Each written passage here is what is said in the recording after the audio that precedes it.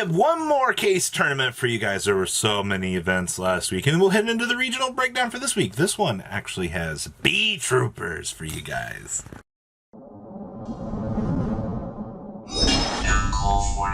34.8% of you guys just have not smashed 11 crap. That subscribe button, smash it so we can get to the 100K. All right, so the big thing I wanted to talk about for this breakdown was the fact that we had B Troopers here. Out of week 1, I saw one B Trooper list actually doing something, and it was out of this case tournament. Now, the other thing that kind of caught my attention with this particular event was Prank Kids ended up winning it. Now, Prank Kids have been on pretty much the back burner since the poor loss of Meow Meow. And because of that, I think a lot of players have kind of forgone looking at this deck and kind of just tossed it to the wayside. So, in terms of your rogue category, you have B Trooper, and yes, Prank Kids taking it down, but what about meta for this event? Well, we did have 2 Tri-Brigade decks present, which means that Top Cut is pretty much represented. We had Evil Twins, which I'll have more Evil Twin list for you guys later on in the weekend. Just because they didn't show up at like the higher regionals in the top 8 doesn't mean that they weren't spotted in top 16s at a few regionals, because from what I did see, yes, they were in a few. We also had a virtual world list for this. Then we had Invoked Shadal. Now, when was the last time that you guys heard that one? It's been a hot minute since I've seen Invoked Shadal getting the chance to do anything. And yes, we had one Sword Soul list present in this top cut. So in terms of the overall representative metagame, everything that you have kind of come to know and appreciate out of this format, appreciating Sword Soul. Yeah, we're going to be hating that deck in about a month, all right? But overall, for like the metasphere, it's good. It definitely goes to show, like, for smaller events like this, you get like the encompassment of higher rogue. But maybe it's because players can't afford the other meta variants, or they just want to try out new things. So it's kind of always something to kind of consider here. But we're going to pass on over. We're going to take a look at what the B Trooper, actually all of the Top Cut, was doing for this event. You guys better appreciate B Troopers. All right, the first list I have up here on the screen for you guys is Andrew Gardner's top 8 list. And I can tell, looking at this, that they were so over-prepared for the meta that it's actually hilarious. They had the D-berries built in, they had the talents built in. If this deck was getting the chance to play against anything else in the format other than Rogue, this could have been a top contender. But my problem here is we kind of ran into the we kind of over-prepared for the metagame. So as much as I want to be like, stinky, unfortunately, it looks like Andrew only made it to top 8. And I mean, seeing things like D-barriers showing up in off-suited situations is going to kind of put you in that bad situation. I guess it's to be expected. I'll see down here that we're doing Heartland Draco shenanigans. And of course, we do have the instant fusion built into this particular list, so we can kind of take more advantage of, I mean, hey man, you token collector us, we can still make a synchro as long as we open up the one of. All right, next up here is Peter Yang's top 8 finish as well out of this tournament. Now, it's been a little while since I've seen Invoked doing anything right now. And I think that's one of the things that's kind of excited about CS is what new innovations are we doing? I've seen some other builds that are trying, like the Destroy Phoenix Enforcer package here. This build's pretty much a callback to the original builds. We're doing 43 cards. We have maximized results here in the poly department. We have the droplets built in to counteract the metagame. And of course, we have good old talents, make sure that the opponent can't really do anything here. And we have full use of the Gamma package and whatnot in here in the side deck as well. And Evenlies for going second. Holy crap, we were just going second full buster here. We have the Alphas, the Pankratops, the Evenlies.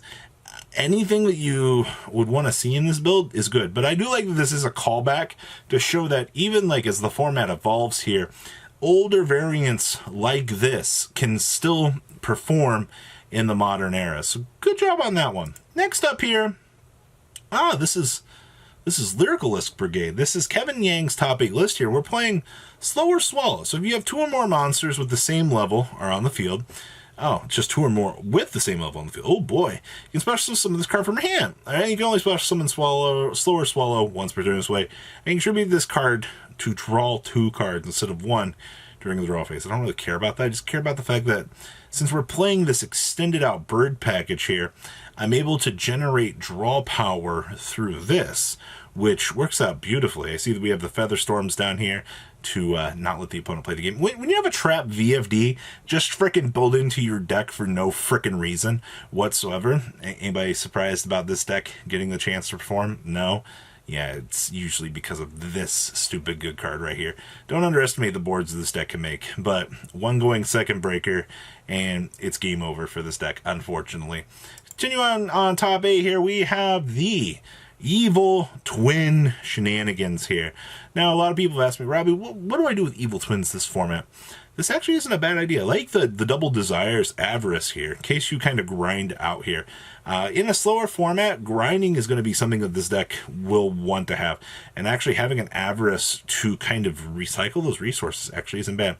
I see that this build is taking advantage of Crossout Designator. Unfortunately, Twins do have issues with hand traps. And I hate to say it, but having something built into the deck like Crossout here will probably curve out some of your harder matchups. But then at the end of the day, you're still going to dead draw the Crossout in some situations. So I guess it's hit or miss, but I understand. It's kind of like Heroes' format.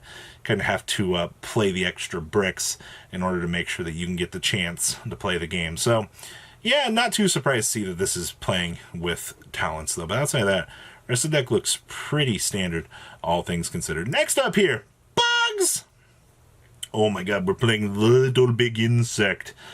This would be Austin Bryan's top 8 finish for Bugoos.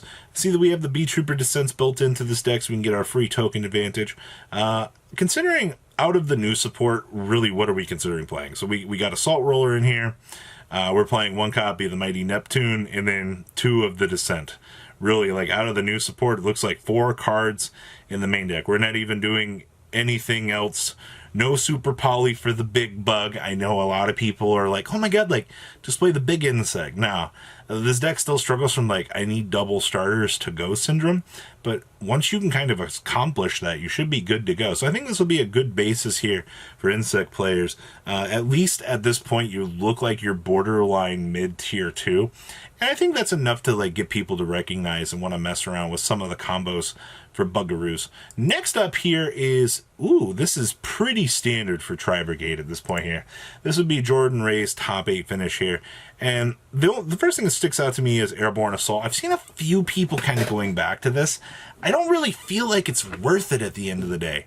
All right, it just, I don't know, man. People like to do weird things. Considering we're still on the Zodiac package here, man, 1 rat and triple Throwblade, by the way. Imagine if you worked in a Whiptail here. I see that we also have the Feather Storms down here, so that the opponent gets no fun allowed on the next turn. Outside of that, Raigeki is kind of showing up in a lot of these variants right now, kind of showing us that this card is actually pretty freaking good right now. Who needs Lightning Storms when you can just Raigeki your opponents? Literally a discount card, and it does everything that you want it to do here. Outside of that, this feels so standard. I'd probably switch a Throwblade for a Whiptail, just to kind of get the interaction with the extra equip if it does come up. Next up here is Virtual World. This was second place. This was Hayes Pearson's list. Now, main deck, I see that we have a Pankratops in here. That's kind of interesting. There is nothing in here that sticks out too crazy to me. This particular build is doing the Muddy Mud Kaliga shenanigans. Like I said, in terms of development for this deck, you're either playing Muddy, Kaliga, or Dragoon. I think Dragoon's going to take a little bit of a step back for this. Or you're just not playing them at all. You kind of pick your poison with this deck. It amazes me so much the cool variants that this deck still comes up with. Trap board looks good. Side deck here we have there can only be 1 so we can access and slow down the opponent. I mean, it's floodgates, ladies and gentlemen. Who's surprised that they are good right now? And then, of course, we have standard board breakers. Godarla, so you can kaiju over the storm wind barrier statue, so you can get the chance to play the game. All right, well, I understand why this deck performed so dang well. And the winner of the event, Pran Kids. I see that we actually have a Terror Top engine built into our deck here, so that we can talk Tumborg shenanigans here. And we're actually playing frickin' Small World in this bad boy. Yes, ladies and gentlemen, a deck that is taking advantage of Small World. Who would have thought that it would end up being Praying Kids of all things here, all right? Go get yourself a starter and get your combo rolling, all right? Don't underestimate what this card can do in this deck. I think a lot of players kind of have forgotten that this existed, and it's looks like it's making things a whole lot better for all sorts of duelists out here. I've seen so many kind of cool ideas pop up out of nowhere. This is something worth trying, ladies and gentlemen. Guys, what do you think about the breakdown for this case tournament? Please, leave a comment about how much you guys think. Smash the love crap out of that subscribe button. So you guys don't miss out on more awesome content. I'll see your beautiful faces back here later on in the day for some more cool awesome content. Peace out, guys. Have a good one. Thank you, patrons, for making the ride never truly end. Without you guys' support, well, I would probably be doing Truffle Shuffle videos for a living. Guys, please check out Vanco40 for all of your Cardfight Vanguard content brought to you by Vanco40. And if you are looking to pick up singles, check out imcogames.com for your trading card game needs. Thanks for watching, everybody.